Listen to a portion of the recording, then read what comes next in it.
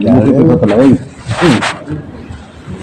بالله من الشيطان الرجيم بسم الله الرحمن الرحيم إنها إن تك مثقال حبة من خردل فتكن في صخرة أو في السماوات أو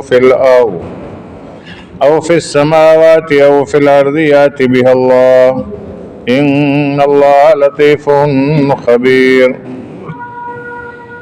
یعنی اگر کوئی دانہ رائی کے برابر ہو پھر وہ پتھر کے جگر میں پیوست ہو یا آسمانوں میں یا زمین میں کہیں ہو، اللہ تعالیٰ ان سب کو جمع کر لیں گے. بے شک اللہ تبارک و تعالی لطیف اور ہر چیز سے خبردار ہے.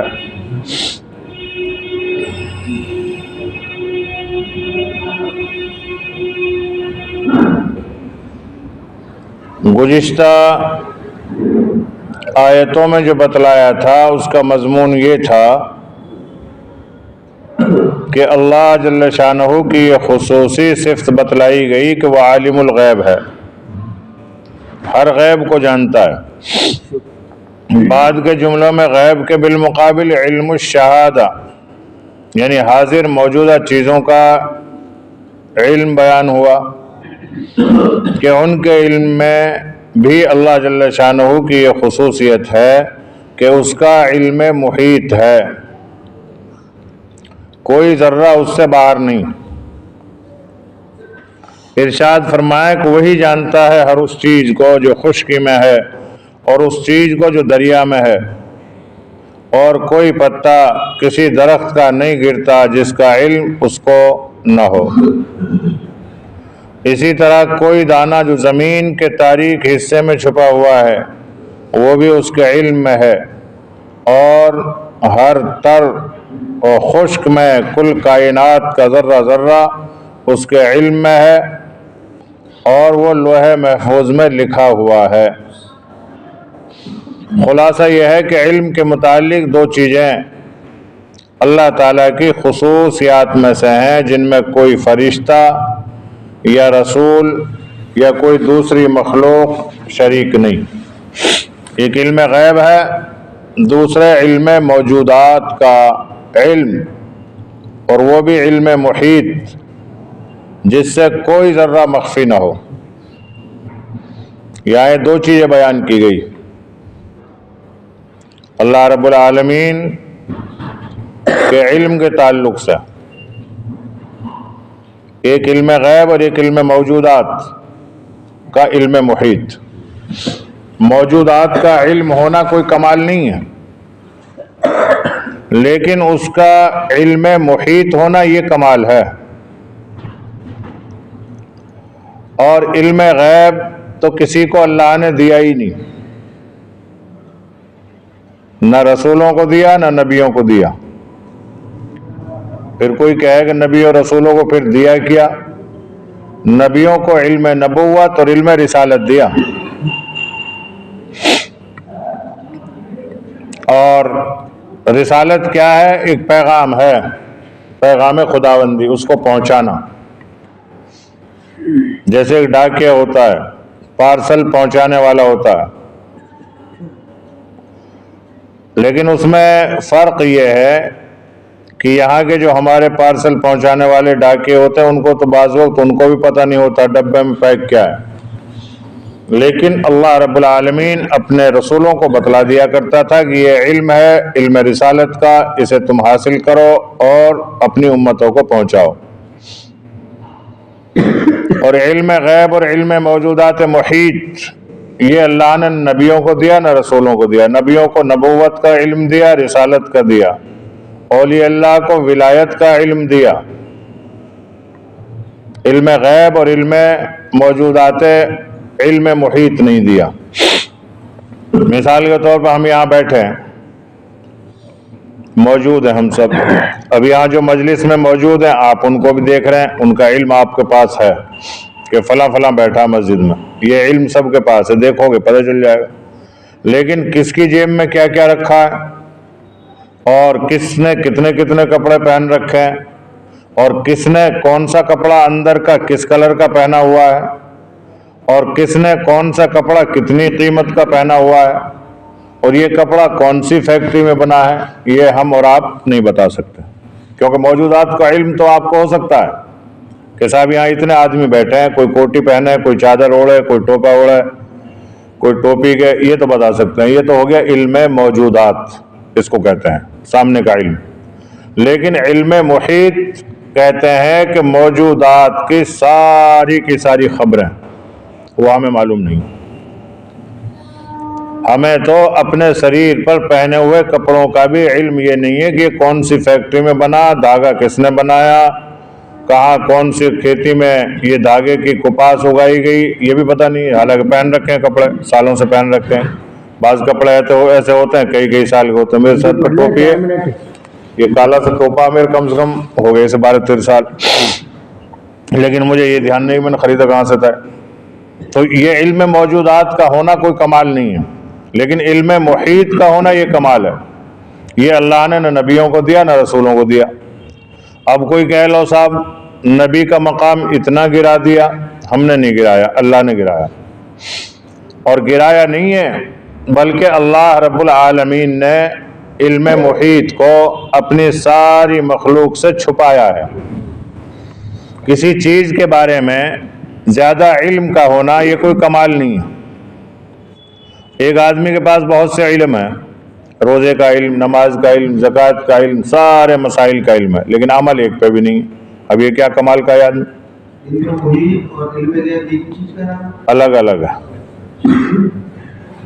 علم محیط موجودات کے علم میں شمار ہوتا ہے، علم غیب تو اس کو کہتے ہیں جو دیکھ ہی نہیں رہا، اور علم محیط اسے کہتے ہیں دیکھے نہ دیکھے اس کے بارے میں سب کچھ معلوم ہے، یہ ہے علم محیط، یعنی تمام علوموں کو گھیر لینا، اپنے اس میں لے لینا علم میں۔ اب نبی کریم صلی اللہ علیہ وسلم یا جتنے بھی انبیاء کرام علیہ الصلوۃ والتسلیم تھے، علم محیط کا ہونا ان کے لیے ضروری تھا ہی نہیں۔ کیوں نہیں تھا؟ اس لیے کہ ان کو تو نبوت اور رسالت کو، اللہ کے پیغام اور اللہ کی امانت کو پہنچانا تھا، اور اس میں یہ ضروری نہیں ہے کہ علم محیط ہی ہو۔ ایک مرتبہ اماں عائشہ صدیقہ رضی اللہ تعالیٰ عنہ کا ہار گر گیا، ہار۔ اب جب چلنے لگے وہاں سے، قافلہ میں تھی آپ صلی اللہ علیہ وسلم کے ساتھ، بعض وقت ازواج مطہرات آپ کی خدمت کے لیے آپ صلی اللہ علیہ وسلم کے ساتھ جہاد میں جایا کرتی تھی، کبھی کبھی، ہر وقت نہیں، اور بعض صحابیات بھی جایا کرتی تھی خدمت کے لیے کہ کوئی زخمی ہو جائے تو اس کی مرہم پٹی کر دیں، جنگ چل رہی ہو تو پانی وانی لا کے دے دیں، یا خیموں کی حفاظت کر لیں، دیکھ بھال کر لیں، وہ برابر شریک رہا کرتے تھے نا دین کے کاموں میں۔ تو اماں عائشہ صدیقہ رضی اللہ تعالیٰ عنہ بھی تھی۔ اب ان کا ہار گر گیا۔ اب جب چلنے لگی تو عورتوں کی عادت ہے جب چلتی ہیں تو تمام چیزوں کو اپنے ٹول ٹٹولتی ہیں عین وقت میں، پہلے سے نہیں۔ عام عورتوں کی عادت ہے، ہمارے گھروں میں بھی سب کا آپ کے ہی ہے، کہیں جانا ہوگا نا وہاں چاہنا بس چل رہے ہیں، جلدی سے بس چل رہی ہیں، کہے تو برقع مل گیا، نقاب نہیں مل رہا، اب کہے تو برقع نقاب سب مل گیا، چپل نہیں مل رہی اس سائز کی جو انہیں پہن کے جانی ہے، اب دوسری ایک پرانی پہن رکھی ہے ایک نہیں، ارے نکو یہ دوسری، تو ہم عام عورتوں کا دستور ہے پہلے ہی سے۔ تو اماں عائشہ صدیقہ رضی اللہ تعالیٰ عین وقت میں دیکھا ہار، اور میرے تو گلے میں ہار نہیں ہے، اللہ رسول نے فرمایا ڈھونڈو بھائی اس ہار کو، اس ہار کو۔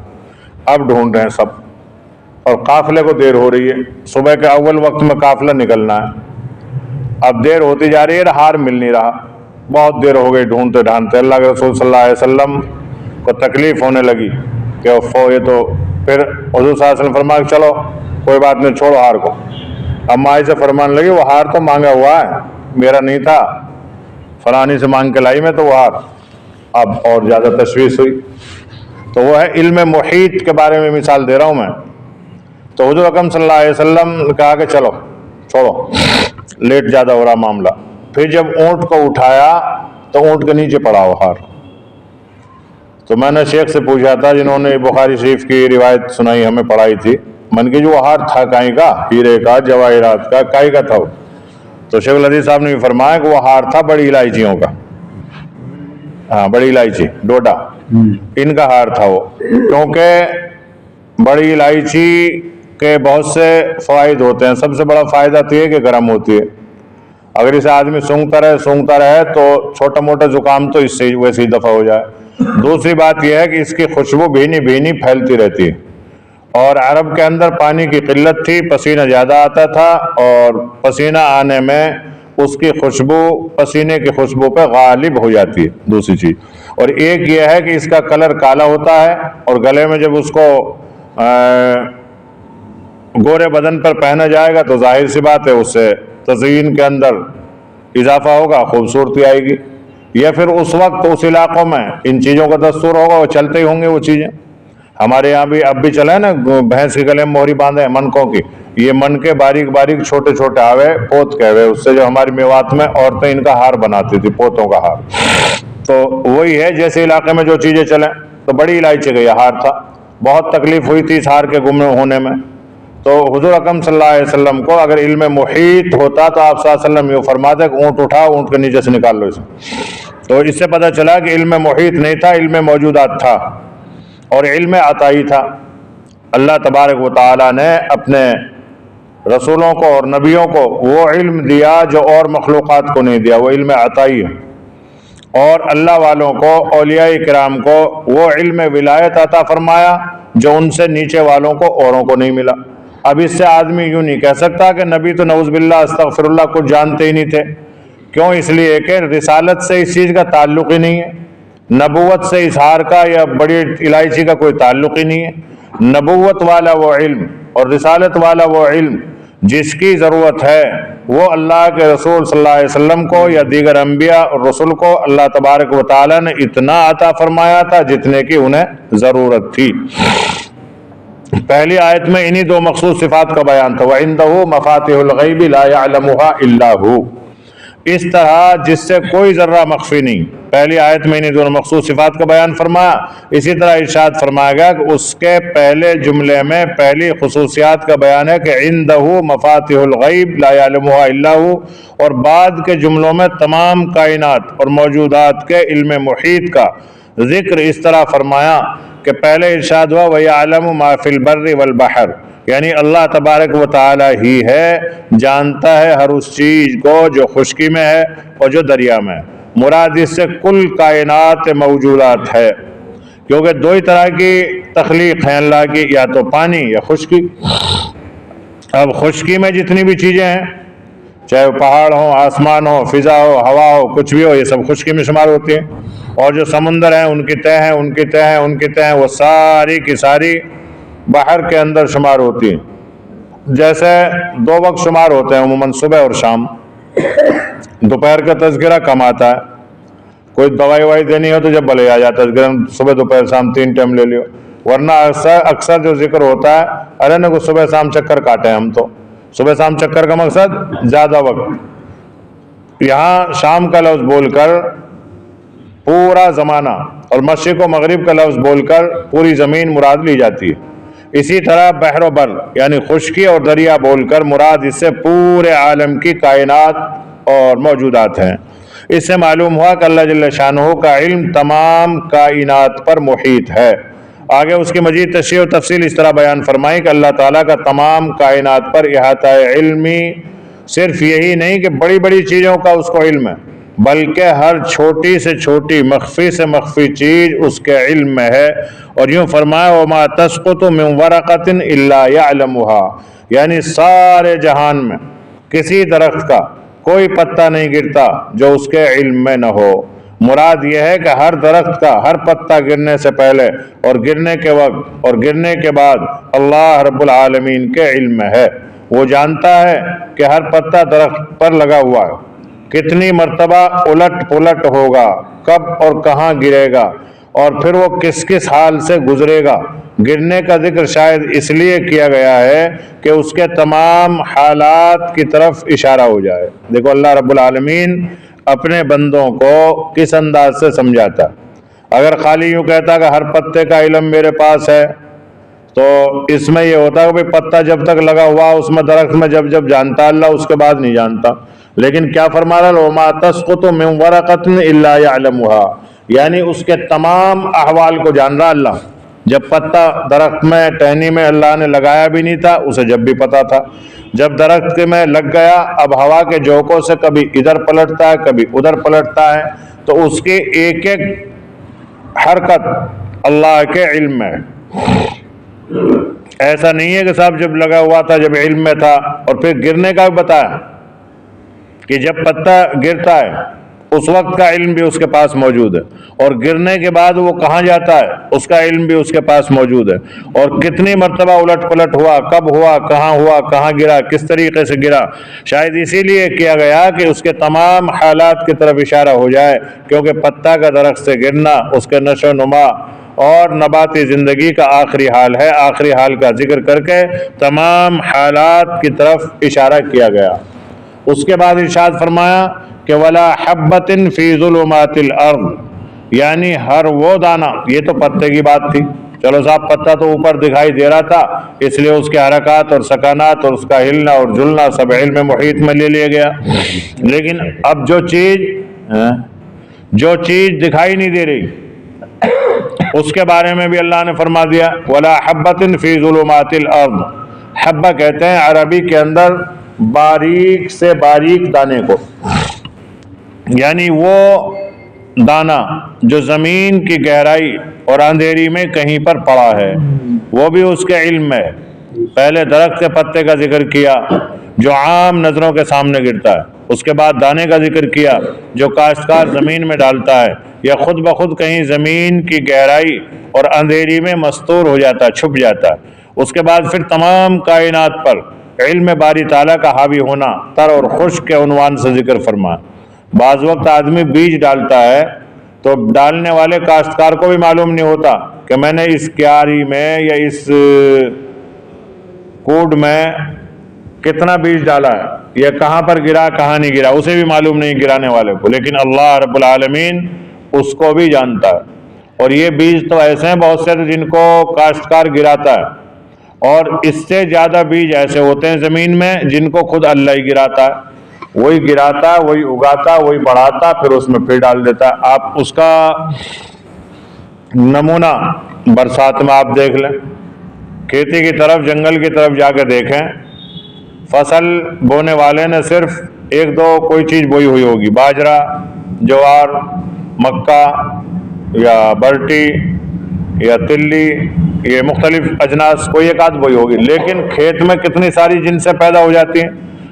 کھیت کو چھوڑیے, سڑکوں کے کنارے, سڑکوں کو بھی چھوڑیے, ہماری چھتوں پہ کہیں کوڑا پڑا رہتا اس میں کتنی ساری ہریالی اگ جاتی ہے, وہ کون اگاتا ہے؟ وہ اللہ ہی تو اگاتا ہے. اور اس کا بیج سالوں سال اس میں کس طریقے سے اللہ محفوظ رکھتا ہے ان دانوں کو. اب کوڑا پڑا کہیں بغیر برسات کے اس میں کچھ نہیں اگ رہا, پڑا, اور جیسے ہی بارش کا پانی اس پہ برسا فوراً اس میں جتنے بھی ذرات تھے کوئی دانوں کے بیجوں کے, وہ سارے کے سارے اگنے شروع ہو جاتے ہیں. انہیں اللہ اگاتا ہے اور اسے اللہ کو ہی پتہ ہے. اب پیپل ہے, پیپل آپ نے عموماً دیکھے ہوں گے کہیں بھی دیواروں پہ اگ جاتے ہیں, اور قدرتی نظام, پیپل کتنا بھاری درخت ہے, عام درختوں میں بھاری درختوں میں شمار ہوتا ہے. پیپل ہے, برگد ہے, اور اس کا بیج دیکھا آپ نے کبھی؟ اتنا باریک, رائی کے دانے سے بھی زیادہ, اور اسے چڑیا, گرسل, کوا اس کے پھل کو کھا کے آتا ہے, اور کھا کے آگے دیوار پیوار پہ کہیں بیٹ کر دیتا ہے, اور ایک ایک گول جو ہوتی ہے نا اس کی ذرا سی چنے کے برابر ہوتی ہے, اس میں سے کئی سو بیج ہوتے ہیں پیپل کے, اور اتنے باریک باریک. اور پھر دیکھو اللہ کا نظام کہ اس نے کوے نے اسے کھایا, پیٹ میں محفوظ رہا وہ دانہ, اور پیٹ میں سے پھر اس کی ٹٹی میں سے نکل کے دیوار پہ گرا, اور دیوار پہ وہاں مٹی جمی, اور مٹی جمنے کے بعد وہاں وہ چپکا رہا, اور پھر جیسے ہی برسات آئی فوراً اگ کے درخت ہونا شروع ہو گیا. یہ اللہ کا نظام, نہ کوئی اسے پانی دے رہا, نہ اسے کوئی کسی مخلوق سے بچا رہا, اور پھر اتنا جری درخت بنتا, بار بار کاٹتے رہو جڑی پھوٹتی رہے. میں کہے تو پیپل کے دگے میں پھوٹ رہا, کہیں کہے تو کسی کی دیوار پہ پھوٹ رہا, کسی کی دیوار کے بیچ ہی دراڑ میں نکل رہا. تو یہ ساری چیزیں اللہ کے علم میں ہیں, اور تمام کائنات پر علم باری تعالیٰ کا حاوی ہونا تر اور خشک کے عنوانات سے ذکر فرمایا, اور فرمایا کہ یہ سب چیزیں اللہ کے نزدیک کتاب مبین میں لکھی ہوئی ہیں.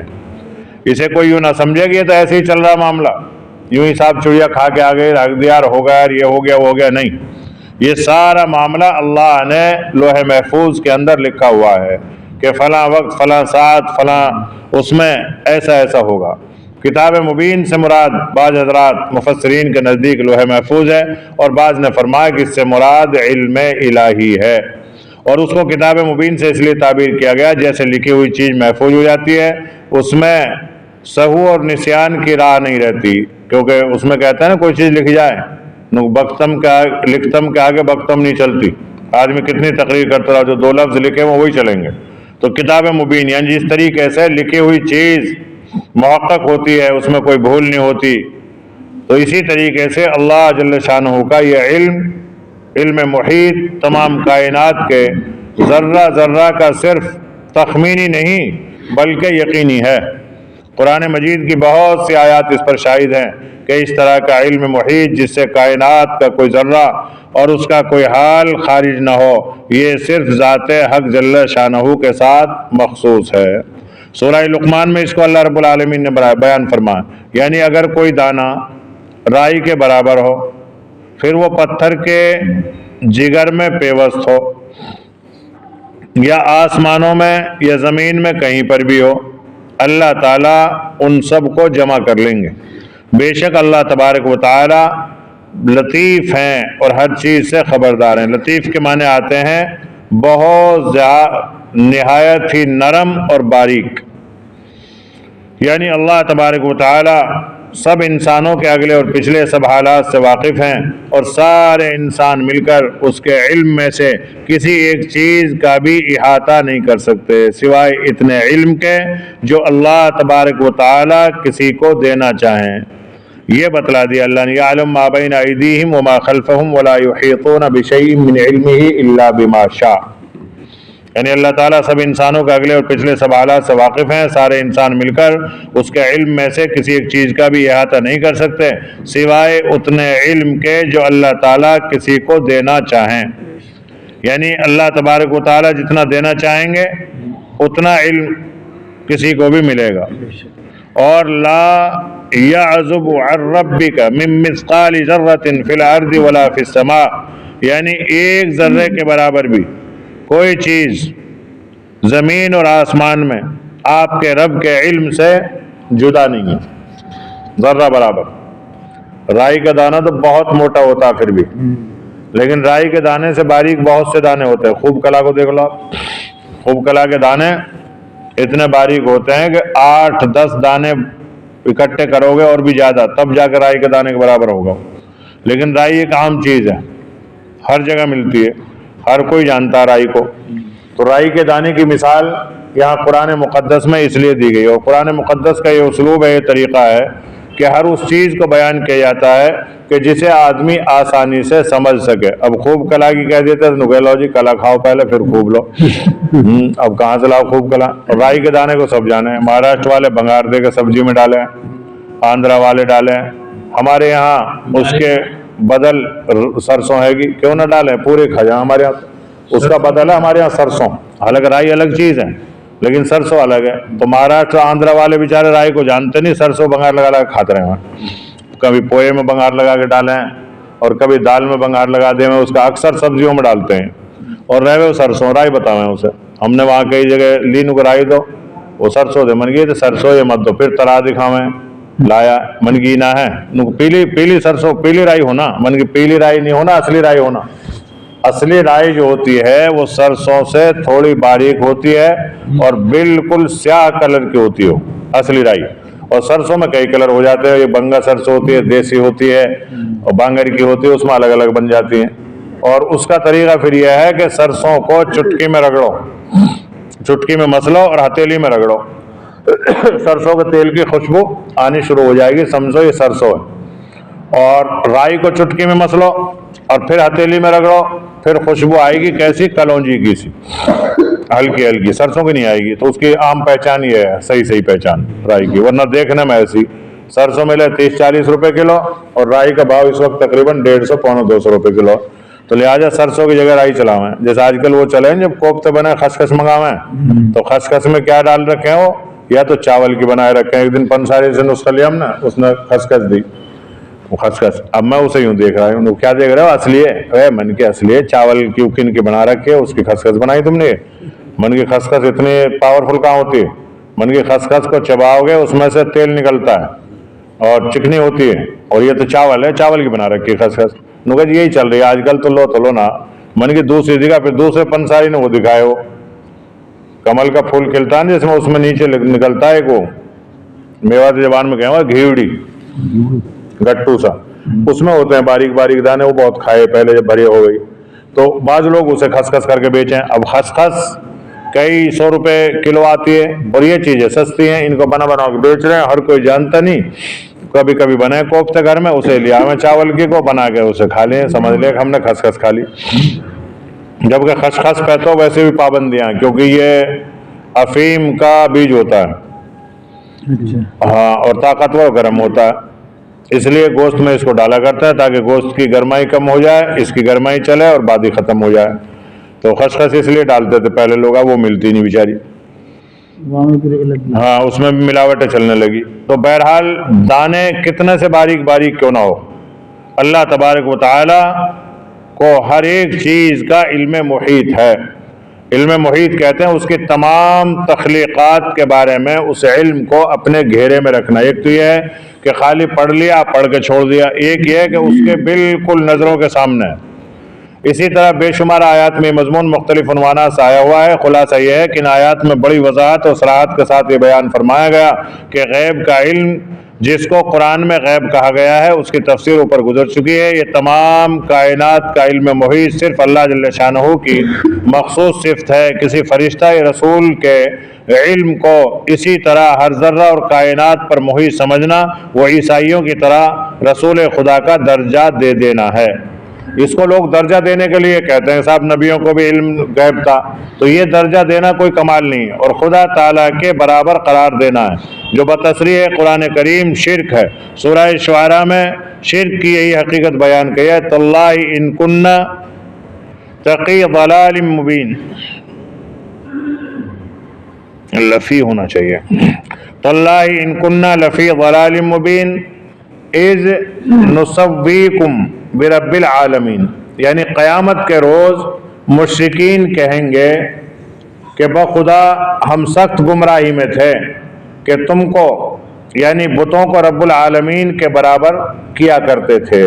ये उस वक्त कहेंगे वो लोग, और उस वक्त उनका ये कहना उनका कोई काम नहीं आएगा। बिलाशुबा अल्लाह तबारक व तआला ने अपने अंबिया अलैहिस्सलाम को और बिलखुसूस हज़रत खातमुल अंबिया सल्लल्लाहु अलैहि वसल्लम को गैब की हज़ारों लाखों चीज़ों का इल्म अता फरमाया और सब फरिश्तों और अंबिया से ज़्यादा अता फरमाया।